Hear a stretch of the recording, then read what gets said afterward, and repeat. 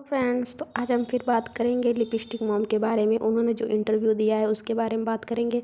साथ ही हम बात करेंगे उनका जो लोग ज़मीन पर बैठकर खाना खा रहे थे उस बारे में बात करेंगे। तो पहले हम बात कर लेते हैं जगत माता ने जो इंटरव्यू दिया है।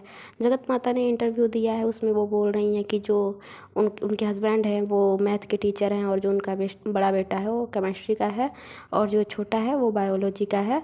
तो हमने सबका एजुकेशन देखा हुआ है, कभी किसी को कुछ पढ़ाते हुए तो नहीं देखा। लेकिन हाँ, अगर माता जी बोल रही हैं तो ये दोनों तो फिर भी ठीक ठाक हैं भाई। ये स्कूल जाते मतलब कभी कभी पढ़ाते हुए इसको भी देखा है, लप्पू को भी, और अंकल जी भी पढ़ाते होंगे। लेकिन ये छोटा लप्पू, इसको तो हमने शुरू से ही मतलब अभी तक नहीं, 4-5 साल से ये लोग वाईटी पे हैं।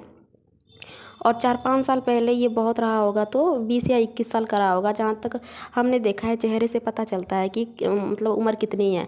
तो हमने इस स्टार्टिंग में जब ये ब्लॉग बनाता था तो शुरू में और लास्ट में गाना गाता था, सबने देखा होगा, और आग लगाता था। शुरू से ही हमने इसको देखा हुआ है कि ये शुरू से अपनी भाभी के पीछे पड़ा रहता था, लप्पी के पीछे पड़ा रहता था। और उसके बारे में ही ये क्या करता था कि अपनी माँ से 2 लाइन बुलवा के और तड़कता भड़कता डाल देता था, और अंदर कुछ ऐसे ही दो चार लाइन बुलवा देता था लप्पी के खिलाफ। और वो ऐसे ही इनकी वो वीडियो वायरल हुई है। तो जब ये सब काम करता था तो फिर इसको पढ़ने और पढ़ाने का टाइम कब मिला ये तो नहीं पता, और कहाँ से वो इतना शिक्षित लगता है। और हाँ, उसके बाद लप्पी से कंट्रोवर्सी के पहले ये गाने गाता था। ये अपने जैसे कि ब्लॉग स्टार्ट करता था तो उसमें 2 लाइन गाता था और लास्ट में भी 2 लाइन गाता था। तो छोटा लप्पू का यही एजुकेशन है जो माता जी बता रही कि वो बहुत टीचर है। तो हमने उसका कितना बड़ा टीचर है और क्या पढ़ा, हमने कभी उसको पढ़ाते हुए नहीं देखा है, ना तो हमने कभी इसको स्कूल जाते हुए देखा है। 1-2 बार स्कूल गया है वो लप्पी के साथ रील बनाने, बाकी हमने उसको कभी स्कूल जाते हुए नहीं देखा है। तो माता जी यहाँ पूरा झूठ बोल रही थी।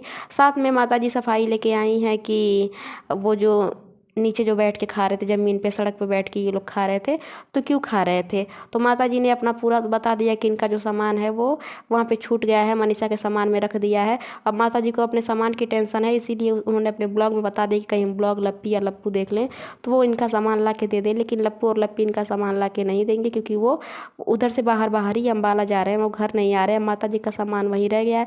अब माता जी का सास अटका पड़ा होगा कि मेरा जो मेरे सब्सक्राइबर सामान लाए थे वो वहीं पे रह गया।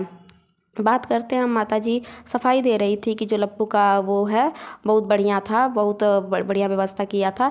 जब माता जी सब कुछ बोलने लगी, अपना सब कुछ अपने ब्लॉग में बोल दी।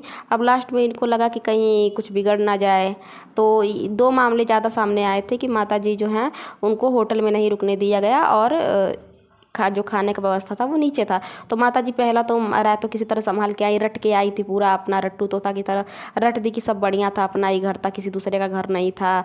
बढ़िया हमको लगा, हम अपना घर बनवाए हैं, जहाँ जहाँ रहते हैं वहाँ वहाँ अपना व्यवस्था किए हैं रहने के लिए, तो हम क्यों होटल में जाके रहेंगे। तो ये सारी बातें माता जी करती हैं। बाद में लगता है कि अगर हम इसके बारे में बोल देंगे कि हमने ज़मीन पर बैठ कर खाना क्यों खाया, वो रहता ही हमसे संभल नहीं पाएगा। तो उसके बाद उन्होंने क्या किया, ये बोलती हैं इसके बारे में अब एलेक्सा अंकल बताएंगे। अब उनको लगा हम बोले तो बोले क्या, तो बुलाती हैं एलेक्सा अंकल को। अब अंकल भी पहली बार बुलाने पे नहीं आए, उनको भी लग रहा था कि हम संभाले तो संभाले क्या बात को रखेंगे। लेकिन फिर किसी तरह 2 बार बुलाने पे एलेक्सा अंकल आते हैं, बहुत मतलब बोलती हैं आइए ना आइए ना।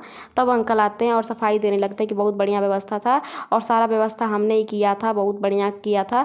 और उतने लोग 3,000 आदमी थे। तब तक आंटी बोलती है 3 नहीं थे जी, 4-5 थे।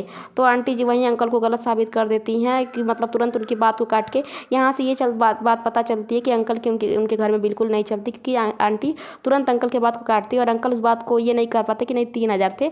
तो अगर 4 या 5 में मतलब आंटी 1,000 को कुछ समझ नहीं पा रही हैं, 4 ही बोल देती या 5 बोलती, लेकिन 4-5 बोल रही थी। तो 1,000 लोग बहुत होते हैं आंटी जी, लेकिन इनको पता नहीं चला। उसके बाद वो सफाई देते हैं कि जो उतने लोगों का व्यवस्था, कुर्सी मेज का व्यवस्था नहीं हो पाता, इसीलिए बहुत अच्छा लग रहा था कि लोग नीचे बैठ के खा रहे थे, बहुत बढ़िया लग रहा था नीचे बैठ के खाना।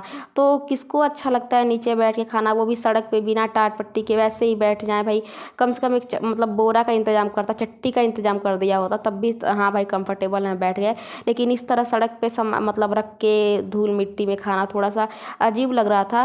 दूसरी बात यह है कि अभी सब कोई अपना अपना सफाई दे रहा है। तो एक इनके ब्लॉगर हैं, उनका ब्लॉग आया है कि हम सब लोग नीचे बैठ के इसलिए खा रहे थे क्योंकि जैसे कि आंधी आया था और मतलब सारा सामान उड़ गया था, तो क्या कुर्सी मेज भी साथ साथ में उड़ गया था। और अगर इतना बड़ा आंधी था, मतलब इतना तूफान था, तो नीचे जैसे बैठ के खाना खा रहे थे तो क्या खाने में नहीं धूल मिट्टी जा रही थी। आखिर जब धूल मिट्टी इतनी थी, मतलब अगर आंधी इतना बड़ा हो सकता है कि टेंट उड़ जाए, कुर्सी में जुड़ जाए, चम्मच उड़ जाए, सब कुछ उड़ जाए, तो फिर जाहिर सी बात है कि वो जो खाने का धूल, मतलब कि जो सड़क की धूल है वो नीचे भी आएगी। और सबने खाना नीचे बैठ के खा रहे थे, वो किसी ने अपने मतलब हाथ में भी नहीं लिया हुआ था कि हाँ चलो नीचे बैठ गए और हाथ में लेके खा रहे हैं। मतलब बहुत ही देखने में अजीब सा लग रहा था कि हाँ ऐसे ही लोग खाना खा रहे हैं। लेकिन इसमें चालाकी दिखाई है चिट्टू जी ने, इन्होंने ये चालाकी दिखाई है कि नीचे बैठ के ना खाना पड़े तो ये तुरंत भाग गई। अपना देखी होंगी कि भाई अपना इज्जत अपने हाथ में है, इतना बढ़िया डिजाइनर साड़ी पहने हैं तो क्या ये अपनी इज्जत का ऐसी का तैसी करवाएं, तो तुरंत क्या करती हैं कि वहाँ से वो निकल जाती हैं। और वो जाके जहाँ खाई वो नहीं पता हमें, अभी उनका ब्लॉग नहीं देखा मैंने, लेकिन हाँ उन्होंने अपनी इज्जत की चिंता की है, यहाँ पे थोड़ा सा उन्होंने अपना ख्याल रखा है। बाकी सबका अब क्या बोले, जो हुआ है हुआ। साथ में ये बात करेंगे कि जो सफाई दे रहा है जो है कि सारा धूल मिट्टी से मतलब सारा उड़ गया, कुछ बचा नहीं था, बहुत आंधी आया था। तो वो जो लड़की है ना उसका भी जन्मदिन था, जो थी उसका जन्मदिन था, लेकिन लप्पू ने थोड़ा सा भी भाव नहीं दिया। वो बेचारी अपने जन्मदिन को भूल के इनके जन्मदिन में हर साल आ जाती है, पिछले साल भी इनके जन्मदिन में आई थी, इस साल भी आई है, लेकिन लप्पू थोड़ा सा भी इम्पोर्टेंस नहीं देता क्योंकि वो छोटी ब्लॉगर हैं, तो उनके ऊपर इन लोगों का इतना ध्यान नहीं जाता कि चलो थोड़ा सा उसको भी अटेंशन दे कि हाँ इसका भी बर्थडे है, या फिर ये हो जाए कि इसको भी मतलब 3-4 केक कटा तो वहीं लप्पी के बगल में इसको भी खड़ा करके एक ही केक कटवा दें।